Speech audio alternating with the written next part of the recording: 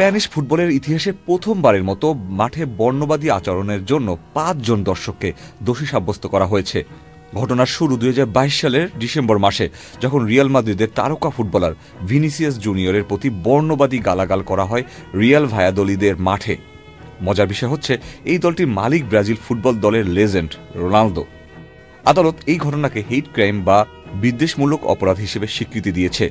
অভিযুক্তদের প্রত্যেককে ১ বছরের কারাদণ্ড দেওয়া হয়েছে, যদিও সেটি স্থগিত থাকবে যদি তারা আগামী ৩ বছর অপরাধ না করে এবং কোনো ফুটবল স্টেডিয়ামে না যায়। সেই সঙ্গে তাদের বড় অঙ্কের জরিমানাও গুনতে হচ্ছে।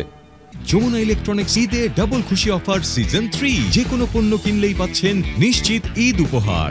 এর আগে ২০২৩ সালে ভ্যালেন্সিয়ার ৩ জন দর্শককে একই অপরাধে সাজা দেওয়া হয়েছিল। এসব ঘটনা দেখিয়ে দিচ্ছে স্পেন এখন বর্ণবাদ নিয়ে আগের চেয়ে অনেক বেশি কঠোর। এটি শুধু স্পেনেই নয়, গোটা বিশ্বে একটি গুরুত্বপূর্ণ বার্তা। বর্ণবাদকে আর সহ্য করা হবে না। ভিনিসিয়াস জুনিয়র এর আগেও একাধিকবার বর্ণবাদী আচরণের শিকার হয়েছেন, কিন্তু এবার আইনি ব্যবস্থা প্রমাণ করে দিল পরিবর্তন আসছে। লা লিগার প্রেসিডেন্ট হ্যাভিয়ার তেভাস এই রায়কে স্বাগত জানিয়েছেন এবং বলেছেন, ফুটবলে বর্ণবাদের কোনো জায়গা নেই। Ikhtiyar Ferdous, channel I.